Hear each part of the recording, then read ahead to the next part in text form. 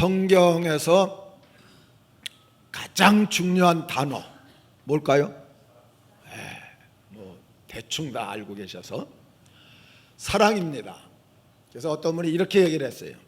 성경책을 들고 빨래 짜듯이 꽉 짜면은 물방울이 둘 떨어진대요. 사랑 이렇게 떨어진대요. 그러니까 성경 가장 중심적인 것이 사랑이라는 말입니다. 여러분들이 아는 대로 성경의 가장 중심 구절이 요한복음 3장 16절. 하나님이 세상을 사랑하셔서 독생자를 주셨다.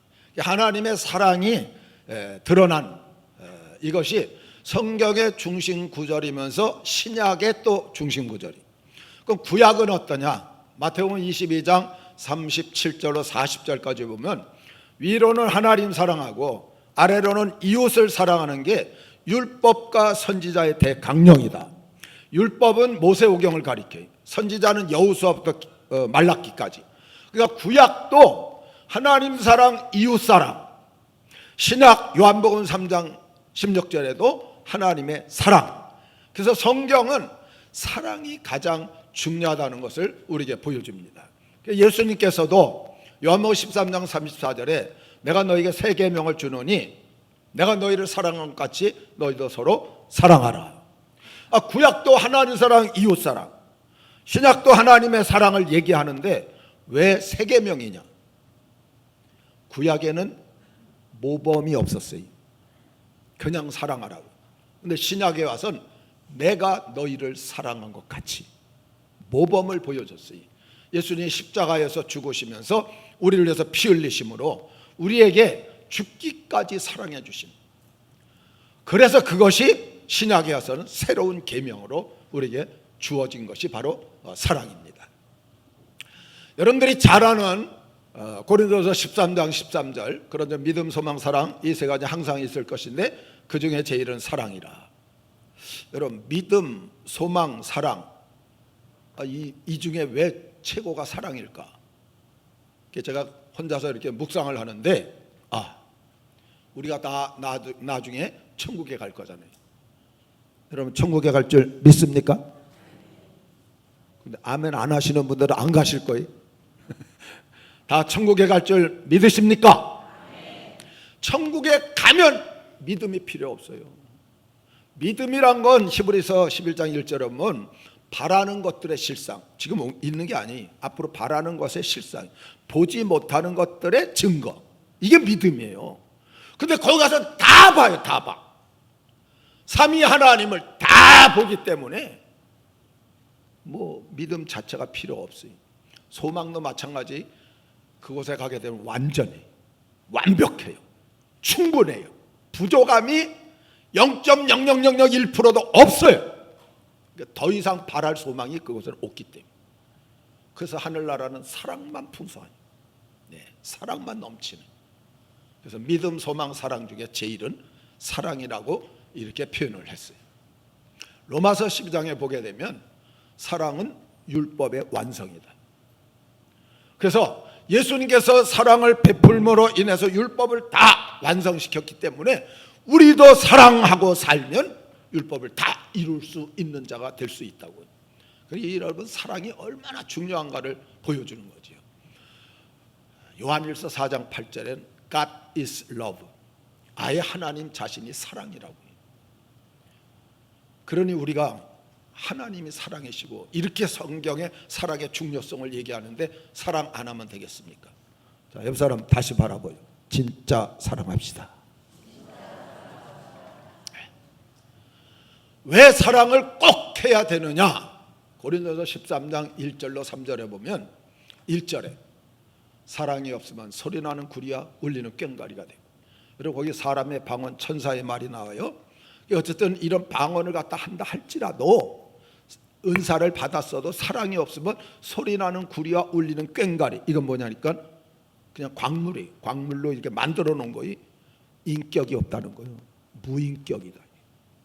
사랑이 없으면 인격 자체가 없는 거나 다름이 없다. 2절에 보니까 사랑이 없으면 내가 아무것도 아니요 무존재. 내가 아무것도 아니요 무존재. 무인격의 무존재. 근데 2절을 보세요. 능력이 있고 모든 걸 비밀을 알고 산을 옮길 만한 믿음. 그래도 사랑 없으면, 엄청난 능력을 행사한다 할지라도 사랑이 없으면 그 사람 자체가 무가치하다. 무존재. 3절에 보세요. 사랑이 없으면 내게 아무 유익이 없느니라. 무유익. 뭘 해도 유익이 전혀 없대. 3절에 보니까 구제하고 내 몸을 불사르게 내줄지라도 사랑이 없으면 아무런 유익이 없다. 여러분, 무인격, 무존재, 무유익. 사랑이 없으면 인간적으로 하나님 앞에 인정받을 게 하나도 없다는 거죠. 얼마나 사랑이 중요한가를 오늘 우리에게 보여줍니다. 여러분, 진짜 사랑하며 사시기를 바랍니다. 사랑하며 사셔야지. 사랑의 사람이 되어서 어디서나 누구에게나 사랑을 베풀어서 정말 살맛나고 따뜻한 세상을 만들어가는 우리 모든 복된 성도들 되시기를 주의 이름으로 축원합니다. 그럼 누구를 무엇을 사랑해야 될까? 우리가 사랑을 갖다 베풀 대상들이 있는데 요거 먼저 말씀드립니다. 헬라의 사랑은 4가지래. 첫째가 에로스. 에로스라는 말은 본능적으로 하는 거예요. 육체적으로 하고 동물적인 사랑이라고. 스톨게는 부모와 자녀 간의 사랑, 그리고 국가, 애국심. 여기는 이제 조건이 별로 없지요. 그 다음에 3번째가 필레오이. 이게 친구 간의 우정적인 사랑인데 친구가 부부가 되기 때문에 부부 사랑도 필레오이. 친구 사랑도 필레오. 4번째가 아가페. 아가페가 신적 사랑. 이 신적 사랑은 변하지 않아요. 불변, 영원해요. 무조건이, 그리고 희생적이. 하나님께서 우리에게 보여주신 사랑이 바로 아가페 사랑이라고 말할 수 있어요. 어떤 사람이 인생을 4가지로 이렇게 말했어요. 내 것은 내 거고 네 것도 내 것이다. 이건 도둑놈이지. 남의 사랑을 빼앗아 먹고 사는 그런 사람. 내 것은 내 것, 네 것은 네 것. 이기주의, 개인주의. 그냥 나만 그냥 놓고 살아가는, 나만 사랑하고 내 가족만 사랑하면서 그냥 사는. 내 것은 네 것, 네 것은 내 것. 정신병자입니다. 구별이 안 돼. 사랑이란 자체가 없는 거지. 내 것도 네 것, 네 것도 네 것. 이게 성자예요. 다 주고 살게. 여러분, 하나님이 이렇게 사랑하셨어요. 하나님이 외아들을 우리에게 보내주시면서 이런 사랑을 베풀어 주셨어요. 아들, 이거는 어떤 재산과도 비교할 수 없는 거예요. 의정부에서 이런 일이 벌어졌대요. 그 옛날에 미군한테서 이 기름을 갖다 이렇게 얻어다가 그걸 집안에 드럼통을 묻어두고 거기다 저장했다 파는, 그렇게 살아가는 사람이 있었는데 어느 날 부모님들이 밖에 일이 있어서 나가면서 5살짜리가 그 어린아기를 집에서 너 집에 밖에 나가지 말고 집에 잘 있어 이러고 나왔다는 거예요. 근데 나중에 전화가 왔어요. 니네 집에 불 났다고. 와서 봤더니 그냥 뭐 불이 그냥 활활 타고 그 저장돼 있던 드럼통의 휘발유가 다 털려 얼마나 그냥 뭐 손 쓸 수도 없이 그냥 무너져요. 근데 거기서 땅을 치면서 우는데 아이고 내 집 이러고 울지 않는다는 거예요. 영수야 애 이름만 부르면서 울더라는 거예요. 한 집 가도 바꿀 수가 없는 거예요. 그런데 조금 있다 저쪽에서 영수가 쫄랑쫄랑 걸어온 거예요. 얘가 불이 나니까 놀라서 그냥 나가서 도망가 있다가 이게 꺼지니까 돌아온 거예요. 그러니까 붙들면서 뭐랬는지 아세요? 너만 살면 됐다. 너만 살면 됐다. 여러분, 하나님이 우리에게 보내주신 외아들, 내 것도 네 거고 네 것도 내 거고, 이런 사랑을 우리에게 베풀어 줬는데 오늘 우리가 사랑하지 않고 산다. 이거 하나님과 관계 없는 거나 다름이 없어요. 여러분, 아가페의 이 사랑을 우리가 실천해서 러브 메이커, 정말 사랑을 이 세상에 만들고 베풀고 나눠주며 사는 우리 모든 성도들 되시기를 주의 이름으로 축원합니다. 그럼 누구를 사랑해야 되느냐? 첫째가 주님을 사랑해야 돼요. 자, 15절 같이 봅니다. 제가 조금만 잘랐어요. 요한의 아들 시몬아, 내가 이 사람들보다 나를 더 사랑하느냐? 16절 17절에 똑같은 말이 반복해요. 내가 나를 사랑하느냐? 여러분, 베드로는 예수님을 3번 부인을 했어요. 그런데 오늘 본문에 만난 예수님은 베드로를 갖다 그 3번 부인한 걸 왜 그랬어? 잘못을 지적하지 않는다는 거예요. 책망하지 않는다는 거예요. 거기에 대해서 무엇을 요구를 하지 않는 거예요. 앞으로 너 어떻게 할 거야? 아니요, 아무런 얘기도 안 하고 나를 사랑하느냐, 사랑만 확인하고 베드로를 수사도로 다시 세워주는 것이 오늘 본문의 내용입니다. 제가 본문 내용을 그 헬라어 언어로 읽어봤더니 이렇게 나와요. 2번, 첫 번과 2번은 같아요. 아가파스메 이러고 물어봐요. 네가 아가페 사랑으로 나를 사랑하느냐? 그랬더니 베드로가 필로세, 아니요, 나는 우정적인 사랑으로 사랑합니다. 그랬더니 너 진짜? 그래서 한 번 더 물어봐요. 아가파스메? 그랬더니 베드로가 역시 필로세. 그랬더니 예수님께서 3번째는요, 필레이스메, 네가 나를 우정적인 사랑으로 사랑하느냐? 필레이스메. 베드로는 여전히 필로세. 그렇습니다. 베드로의 사랑이 예수님의 기준에서 부족했어요. 부족했지만 그걸 인정해 주고 그 다음에 수사도로 세워주는 것이 오늘 본문의 내용이에요. 오늘 저와 여러분이 사랑이 부족할 수 있어요. 그래도 부족한 면이 있다 할지라도 주님 사랑할 수 있기를 바랍니다. 부족해도 주님은 쓰시고. 근데 이 내용을 가만히 바라보면 예수님이 베드로의 사랑을 확인하는 것 같지만 아니, 실제는 주님이 베드로를 사랑으로 품어서 다시 회복을 시켜주는 것이 오늘 본문의 내용이에요. 만일 주님께서 베드로의 사랑을 확인하는 거였다 그러면 2번이나 아가페 사랑으로 나를 사랑할 수 없어? 그만둬! 이렇게 될 수도 있었던 거예요. 근데 주님은 2번이나 필로로 사랑한다고 하는데도 3번째는 필레이스메, 그래 네가 필로로 나를 사랑하느냐? 그렇습니다. 이래. 이거는 주님이 품어주는 거예요. 품어줘 갖고 베드로를 다시 회복을 시켜주는 내용이 오늘 본문의 내용입니다. 여러분, 왜 우리가 주님을 사랑해야 됩니까? 내 신앙 회복이 먼저이기 때문이요. 내가 사랑을 베풀어서 저 사람들 어떻게 해주냐, 이거는 2번째예요.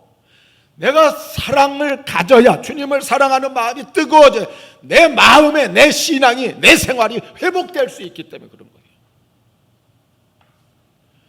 사랑의 관계가 회복되면 은혜가 임하게 되고 기쁨이 넘치게 되고 감사가 충만하게 되고.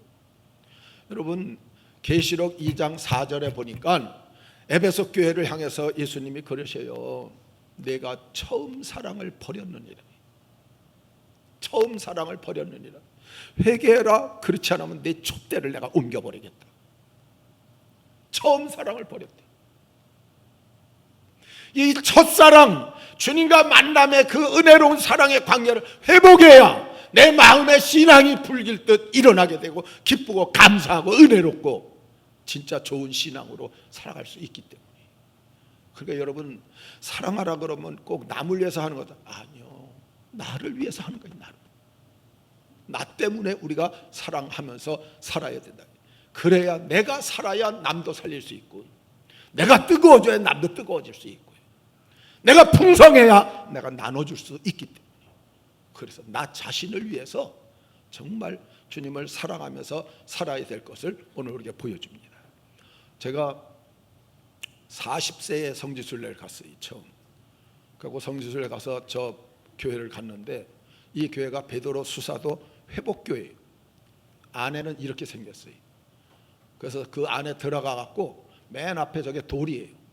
예수님이 여기 앉으셔 갖고 그래서 사도를 회복시켜주는 장면인데, 저 청년처럼 저도 바위를 갖다 붙들고 기도했어요. 그때 저 혼자 가고 아무도 모르는 사람이라 누가 사진을 못 찍어줘 갖고 그 사진은 없는데, 어쨌든 저기 무릎을 꿇고 바위를 붙들고 기도하는데 주님이 저한테 이렇게 질문했어요.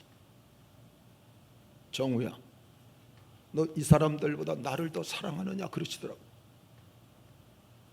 그래서 기도하다 깜짝 놀라갖고 가만히 생각하니까 이 사람들 나 처음 만난 사람들 25명이 갔는데 24명은 내가 처음 이 성지순례 때문에 만난 그런 다른 교회 목사님들 성도들, 저는 딱 혼자 갔기 때문에 아는 사람이 하나도 없었어요. 그러니까 자신 있게 대답했죠. 예, 저 사람들 처음 만난 사람들이 내가 저 사람들 사랑하는 것보다 주님 더 사랑합니다. 그랬더니 주님이 똑같은 질문을 다시 하는 거예요. 정우야, 네가 저 사람들보다 나를 더 사랑하느냐 이러고 똑같이 질문을 하는데 머릿속에 의미가 확 깨달아지는데 제가 그때 눈물이 왈칵 쏟아졌어요. 첫 번째 질문할 땐 나 중심으로 내가 이 사람들 사랑하는 것보다 주님 더 사랑하는, 이건 얼마든지 할 수 있었어요. 근데 두 번째 똑같은 질문인데도 나한테 깨달아진 게 뭐냐 하니까 저 사람들이 주님을 사랑하는 것보다 네가 나를 더 사랑하냐 이렇게 깨달아진 거예요. 같은 단어인데 그게 머릿속에 확 지나가는데 이 사람들이 주님 얼마나 사랑하는지 내가 어떻게 알아요? 모르니까 내가 주님 저는 잘 몰라요. 근데 내가 주님 사랑하는 거 주님 아시지 않습니까? 그 돌에 엎드려서 한참 울었어요. 내가 얼마나 주님을 사랑할까? 저 사람들보다 내가 주님을 얼마나 더 뜨겁게 사랑할까? 알 수도 없었지만 정말 그때 많이 울면서 진짜 주님 사랑하고 싶다. 저 사람들보다 더 뜨겁게 주님 사랑하며 살고 싶다고 주님 앞에 간절히 기도했던 그런 기억이 납니다. 자, 옆 사람들 얼굴 보세요. 자, 그분보다 주님 더 사랑하지요? 옆 사람보다야 주님 더 사랑해야지. 근데 그 사람이 앞에 있는 사람이 주님 사랑하는 것보다 여러분들이 더 주님 사랑한다고 자신할 수 있습니까? 어려운 거예요. 거기에 제가 걸려갖고 주 앞에 회개하고 울고 은혜를 얻은 적이 있어요. 가능하면 여러분들이 더 주님을 뜨겁게 사랑할 수 있기를 바랍니다. 그게 내 신앙 회복이에요. 내가 사는 거예요. 무엇이 주님을 사랑하는 모습일까? 여러분, 주님과 대화가 많아야 돼요. 사랑이라는 것은 대화 없이 사랑할 수가 없어요. 만남이 좋고 만나면 헤어지기 싫고 이게 사랑이에요. 그래서 친밀해져야 이게 사랑이고, 정말 어떤 면에서 100% 좋아야 그게 진짜 사랑이에요. 말씀을 통해서 하나님이 나한테 말씀하시잖아요. 또 내가 기도를 통해서 하나님께 이야기를 하는 게 이게 대화지. 우리가 예배를 통해서 하나님께 영광을 돌리고 성령 충만 받아서 정말 주님의 일이라 그러면 힘든 줄 모르고 열정을 가지고 충성하고 봉사하고 헌신하고 희생하고, 이게 진짜 주님을 사랑하는 복된 모습이죠. 제가 시골 교회, 지금 저 교회는 새로 지은 거예요. 옛날 교회는 한 15평 조그만 교회인데 어린아이들이 한 30명 나와갖고 제가 혼자서 그냥 북치고 장구치고 다 했어요. 주일학생 초등부 애들인데 거기는 어른이 하나도 없어요. 그러니까 중등부 애들을 교사로 만들어가지고 내가 걔네들을 가르친 거죠. 근데 반주자가 없었어요. 여름 성경학교를 하려고 그러는데 평소에도 없어서 평소에 그냥 했지만 또 성경학교 때는 특별하잖아요. 그래서 기도하는데 이 박성분이라는 청년이 서울에서 한동약품인가 다녔어요. 그런데 반주를 좀 해요. 우리 여기 반주자처럼 잘하지 못해. 삑소리가 중간중간 나오는데 그것도 없으니까. 그래갖고 그 친구가 와서 반주를 해주겠다고. 얼마나 고마워요. 근데 그 가정이 교회 바로 밑에 사는데 아주 철저한 불교, 유교 그냥 꽉 잡힌 집이에요. 교회 나오는 것도 그냥 못 나오게 해갖고 우리 교회 다니질 못하고 서울에서 그냥 다른 교회를 다니고 있어요. 그럴 정도로. 근데 그냥 2박 3일 우리가 하는데 그때 와갖고 와서 첫날 와서 이제 예배를 오전에 드리고 점심 먹고 오후에 이제 회의를 갖다 하고 있는데 가족이 들이닥친 거예요. 그 할머니하고 부모님하고 오빠하고 그냥 어른들이 그냥 들이닥쳐갖고 문을 벌컥 여더니 성분이 2년 그러더니 와서 그냥 머리채 딱 잡니 거꾸로 이 등으로 해서 끌고 나가는 거예요. 마당이 여기 한 3분의 2 정도 됐어요. 거기 그걸 거꾸로 그냥 누운 채로 우리가 끌고 뒤에서 그냥 끌고 나가면서 머리채를 잡고 뒤에서 할머니가 우산대를 가지고 그냥 그날 비가 좀 왔어요. 막 때리면서 계단이 한 15계단이에요. 그거 부록으로 그냥 이렇게 만든 거예요. 부록 계단을 거꾸로 끌고. 그래갖고 우리 그걸 보면서도 뭐 어르신들이 그러니까 어떻게 할 바도 모르고 그냥 정신없이 순식간에 벌어졌어. 우리끼리 모여서 그냥 울면서 기도하면서 이제 오후부터는 반주는 못하겠구나 했는데 오후에 나온 거예요. 나와갖고선 나중에 다 끝나고 오후에 이렇게 보니까 그냥 온몸이 멍투성이, 멍이 안 든 데가 없어. 근데 오후에 와서 또 끌고 갔어. 그래서 이젠 뭐 2번이나 그러니 끝이겠다 그랬더니 그 다음날 보니까 수건을 쓰고 온 거예요. 아침에 봤더니 머리를 깎아버렸어요. 처녀를 머리를 밀어버려갖고 그걸 수건을 쓰고 나와서 또 반주를 하는. 그러고 나서 점심 먹고 나니까 또 데리고 갔는데 오후에 다시 또 나온 거예요. 근데 이런 얘기를 하는 거예요. 머리 깎아도 나가고 때려도 나가고 그 문에다 갓두고 겉에다 자물쇠로 잠궈 놓으니까 창문을 열고 그걸 띄어내서 온 거예요. 더 이상은 할 수가 없어갖고 얼마나 심해가는지 이틀을 그렇게 하고 나서 마지막 날은 못하고 서울로 갔어요. 그리고 20년 지났어요. 제가 시골에 갔다가 사촌 여동생을 만났는데 그 사촌 여동생이 그 당시 주일학교 학생이었어요. 그러고 만나서 반갑게 얘기하다가 야 성분이는 어떠냐 그랬더니 다른 얘기는 안 하고 이 얘기만 했어요. 자기 그 친척, 그 가까운 친척들 그 자녀들이 다 결혼했는데 상계동에서 그 중에 제일 잘 살고 있다. 성분이 언니가 최고 잘 살고 있다. 그때 제 마음속에 뭐가 울컥해갖고 그 사촌 여동생한테 그랬어요. 하나님 앞에 그렇게 충성하더니 하나님 복을 주신 거라. 그랬더니 사촌 여동생 그런 것 같아. 여러분 진짜 주님을 사랑합니다.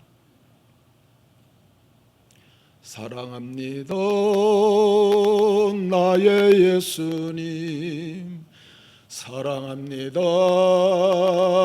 아주 많이요. 사랑합니다. 나의 예수님 사랑합니다. 그것뿐이에요. 여러분 여기에다 우리가 뭘 더 붙일 게 있어요? 하나님께서 외아들 그 무엇과도 바꿀 수 없는 그 외아들을 우리에게 주셨고 예수님께서 십자가에서 피 흘려서 죽으면서까지 우리를 사랑해서 구원받았는데 오늘 여기다 뭘 붙이려고 그래요? 누구 때문에 무슨 환경 때문에 여러분 이유와 변명과 핑계 붙일 거 없어요. 무조건 우리는 사랑해요. 근데 오늘 본문에 보니까 베드로를 부를 때 예수님께서 베드로야 이렇게 안 불렀다는 거예요. 예수님이 주신 이름이 반석이라는 이름을 예수님께서 주셨는데 그 이름을 안 부르고 요한의 아들 시몬아 이렇게 부르더라는 거예요. 왜 이렇게 불렀을까? 제 마음에 감동이 오는 게 처음부터 다시 시작하게 하는구나 이런 마음이 들어왔어요. 요한의 아들 시몬, 아버지가 요한이 자기 원래 이름이 예수님 따르던 시몬이. 그러니까 그동안 굴곡이 많았던 베드로한테 다시 시작해서 일어나라, 다시 사역해라 이러면서 주님께서 요한의 아들 시몬, 옛날 밑바닥보다 다시 일어날 수 있게끔 다시 불러주시는 그런 마음을 느꼈어요. 사랑하는 성도 여러분, 지금까지 우리가 어떻게 왔든지 다시 시작할 수 있기를 바랍니다. 내가 다 사랑을 못했어도 이제 다시 시작할 수 있는 거예요. 다시 출발할 수 있는 거예요. 다시 일어날 수 있는 거예요. 주님께서 오늘 베드로에게 이렇게까지 사랑을 베푸시면서 이끌어서 정말 수사도로 일할 수 있도록 그렇게 만들어 주신 것입니다. 오늘 우리가 누구보다 더 뜨겁게 주님을 사랑해서 첫사랑을 회복하고 신앙과 생활이 살아나는, 다시 일어나는 우리 모든 성도들 되시기를 주의 이름으로 축원합니다. 그 다음에 두 번째는 영혼을 사랑해야 됩니다. 15절에 내 어린 양을 먹이라, 16절에 내 양을 치라, 내 양을 먹이라. 어린 양은 한 번만 얘기하고 큰 양은 두 번 얘기했어요. 어린 양, 이 알리아라고 하는데 이것은 작은 양들이고, 그리고 이 프로베타라는 이것은 큰 양을 가리킵니다. 이 말은 뭐냐 하니까 어린 양부터 큰 양까지 이 차별하지 말라는 거예요. 그래서 적던 크던 많던 뭐 부족하던 많이 배웠던 못 배웠던 부자던 가난하던 남녀노소 빈부귀천 아무 상관없이 흑인이든 백인이든 황인이든 관계없이 무조건 사랑을 베풀며 살아야 될 것을 오늘 우리에게 알려주고 있는 모습입니다. 여러분, 교회에 있는 모든 성도들은 다 주님의 양들인 줄 믿습니다. 그러니까 주님을 사랑하면 주님의 양들 사랑하는 것은 너무 당연히 해야 될 그런 모습이. 요한일서 5장 1절에 같이 한번 읽어보죠. 예수께서 그리스도이심을 믿는 자마다 하나님께로 난 자니 또한 내신 이를 사랑하는 자마다 그에게서 난 자를 사랑하느니라. 아멘. 여기 사랑하라가 아니고 사랑하느니라. 당연히 그래야 된다고요. 모든 성도들은 하나님께로 난 자리, 내신이 하나님, 예수님, 성령님을 사랑하면 그 난 자도 사랑하는 것이 너무 당연한 일이에요.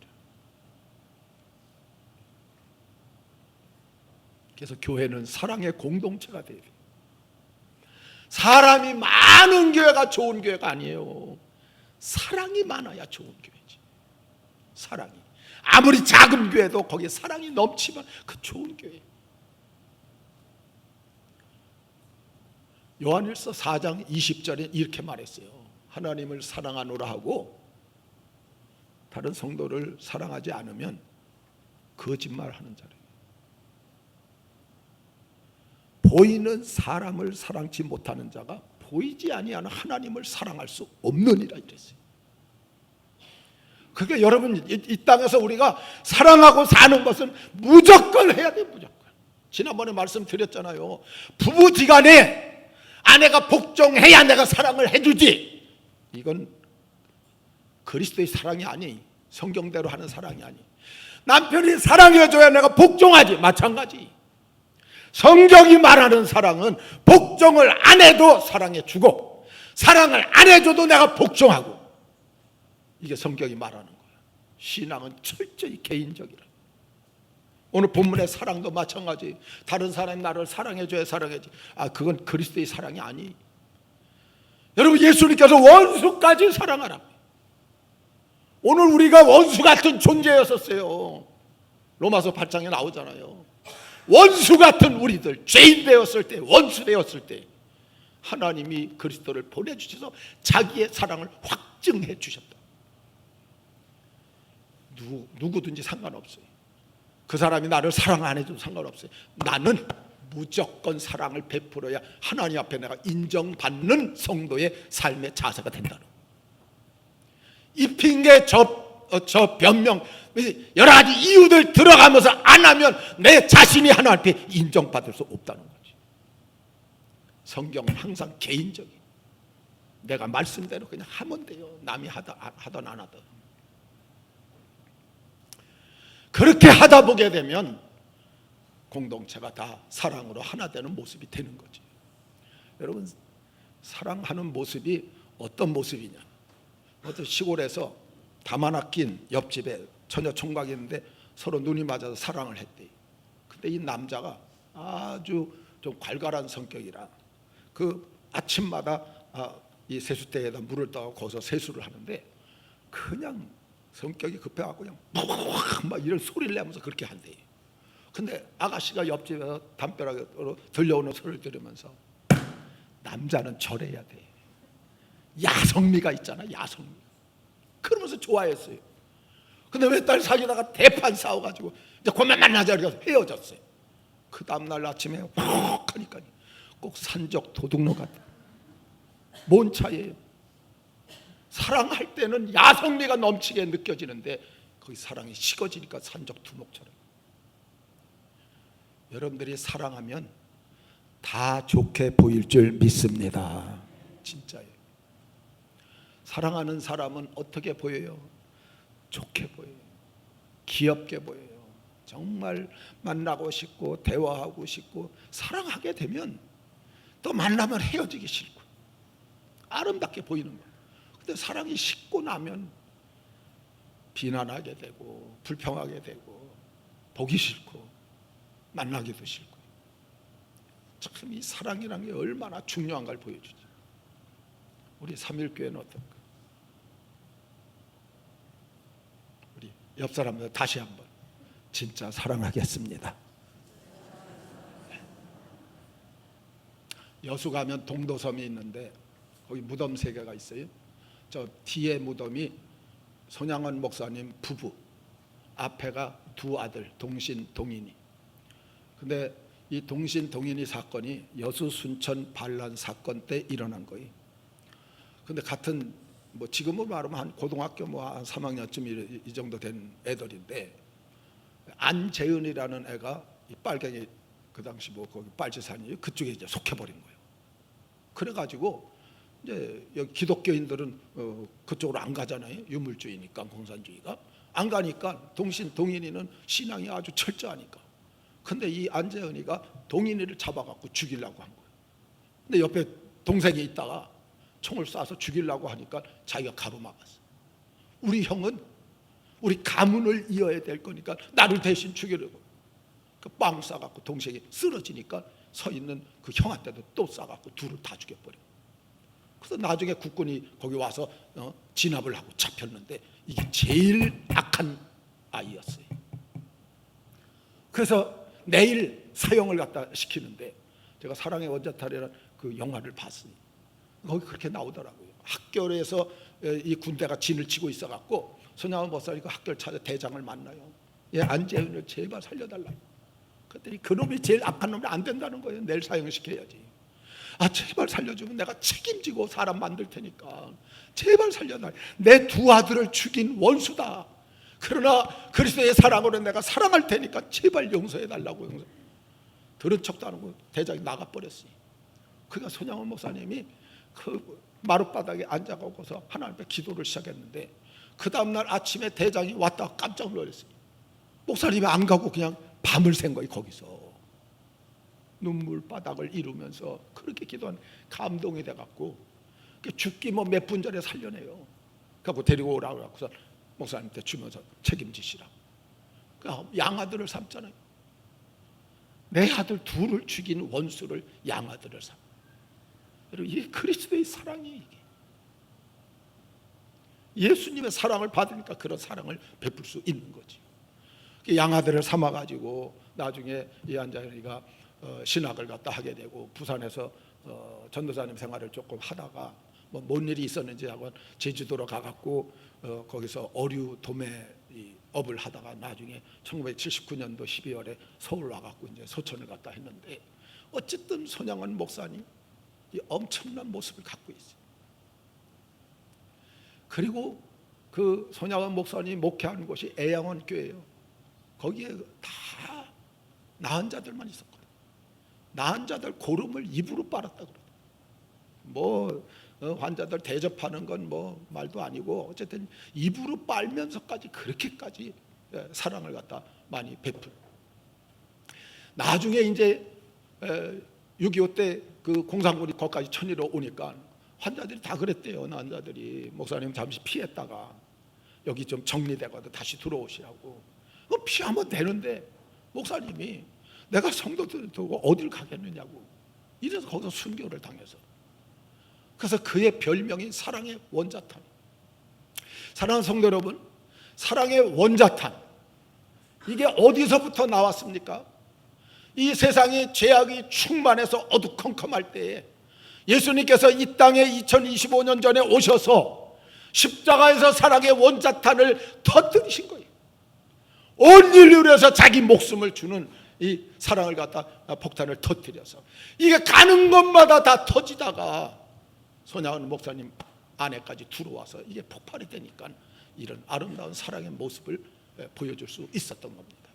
사랑하는 성도 여러분, 오늘 저와 여러분도 마찬가지입니다. 이 사랑의 원자 폭탄을 맞아갖고 우리도 회개하고 죄를 버리고 예수 믿고 구원 얻어 천국 갈 놀라운 은혜와 축복을 누렸습니다. 사랑하며 사시기를 주의 이름으로 축원합니다. 이건 당연히 마땅히 해야 될 일이라는 거지. 나폴레옹은 센트 헤레나 섬에서 아주 고독하게 죽어가면서 이런 고백을 했어요. 나는 100만 대군을 거느리고도 세상을 정복을 못했는데 나사렛 예수는 사랑이란 두 글자로 전 세계를 정복했다.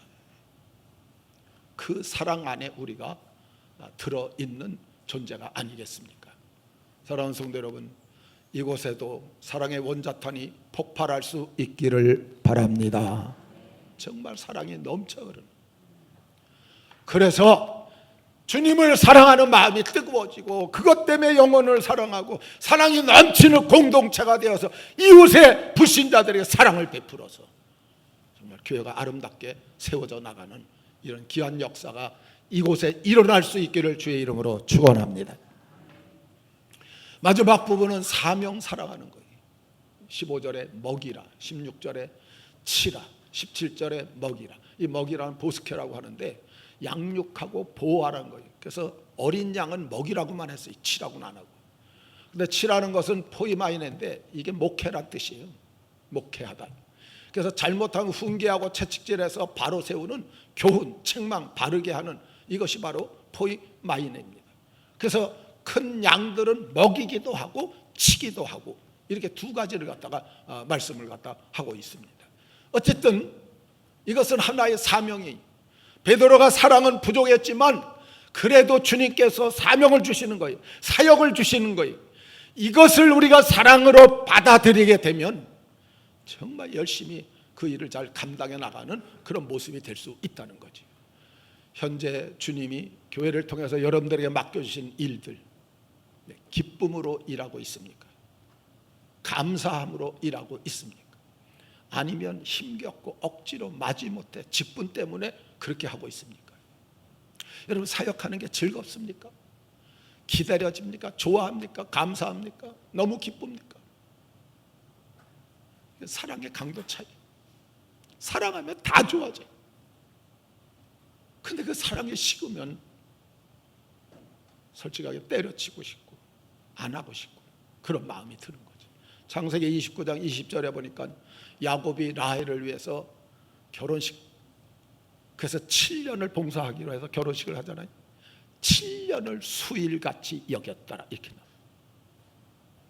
사랑하니까 힘든 줄 모르고 7년이 며칠처럼 여겨질 정도, 그렇게까지 일할 수 있다는 것을 오늘 우리에게 보여줍니다.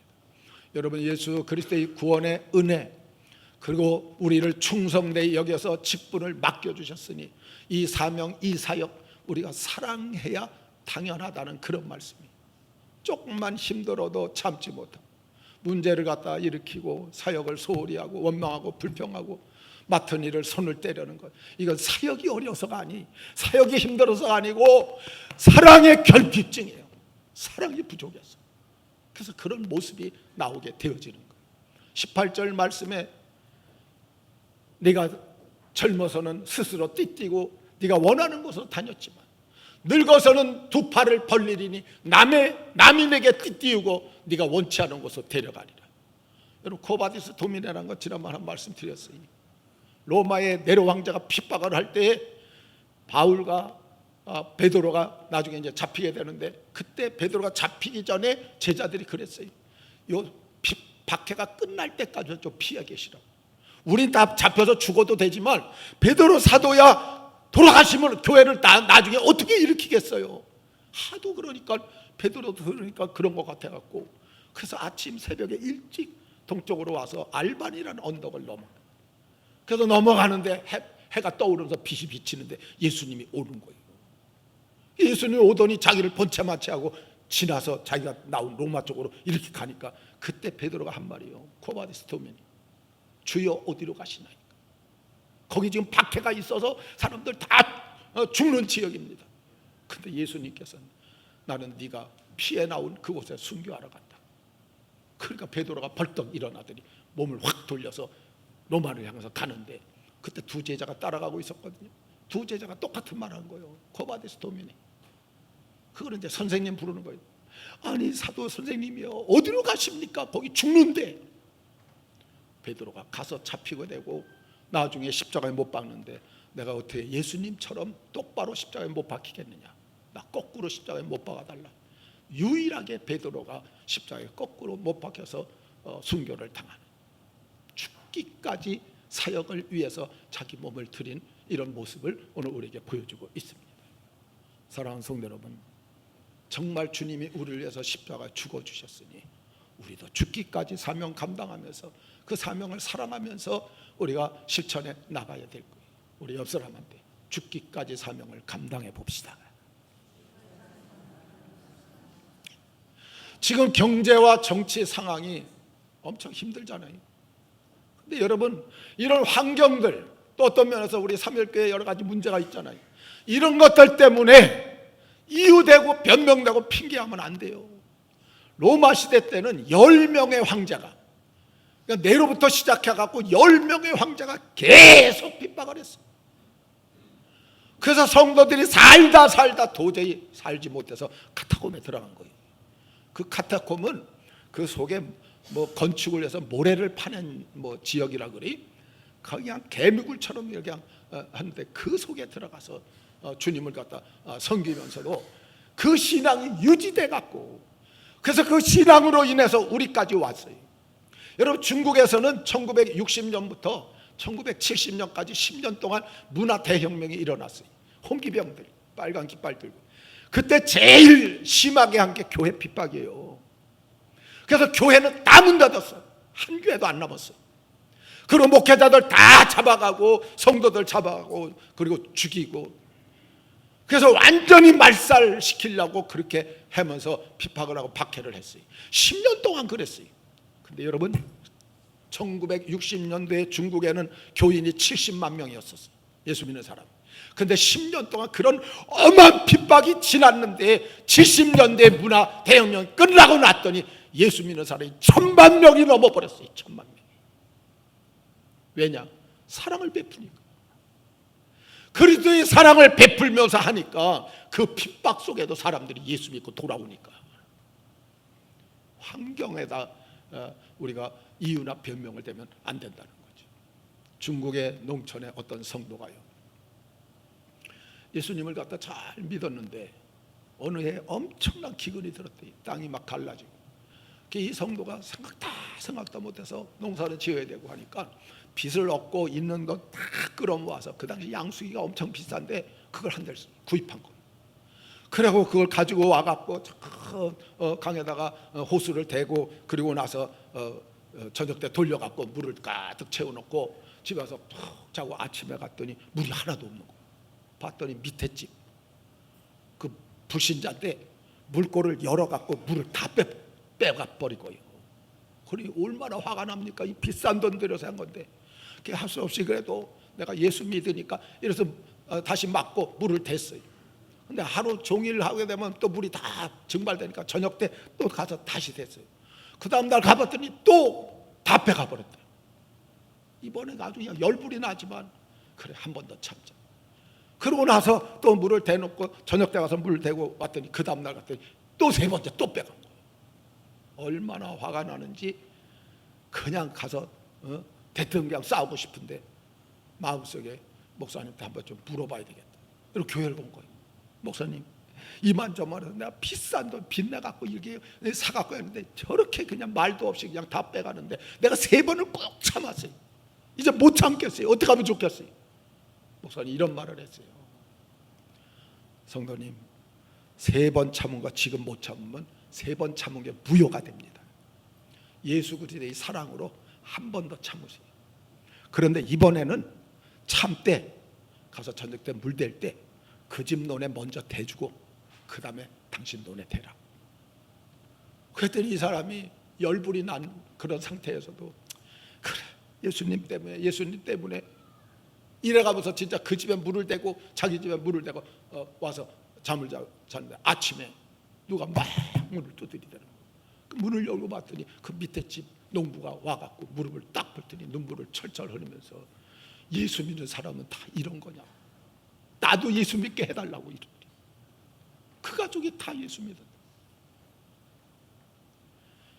여러분, 주님이 우리에게 주신 사랑을 우리가 조금만 좀 베풀다 보게 되면 이런 좋은 모습들이 나올 수 있는데, 내가 뭐 잘못했다고 우리가 어떤 그런 법칙에 따라서 그냥 자존심을 세워갖고 같이 하다 보니까 이런저런 문제가 되죠. 그냥 사랑을 베푸는 거예요. 제가 잘해주든 못해주든 상관없어요. 그냥 사랑을 베풀고 사는 게 우리가 할 일이에요. 여러분, 향나무는 도끼를 가지고 찍게 되면 자기를 찍는 도끼의 향을 갖다 묻혀줘갖고 더 많이 휘두르면서 찍을 때마다 향기가 더 많이 퍼지게 만든다. 뿐만 아니라 백합화도 가시밭에서 찔리면 찔릴수록 향기가 더 많이 퍼지게. 어쩌면 예수 믿는 성도들이 바로 가시밭에 백합화나 도끼를 준 향나무 그런 모습으로 살아야 되지 않겠는가. 예수님이 그렇게 이 땅에 오셔서 그리스도의 향기를 우리에게 품어주셨기 때문에 우리도 그런 향기를 드러내고 보여주고 나타내고 그렇게 사는 것이 우리 성도들이 가질 아름다운 자세라는 겁니다.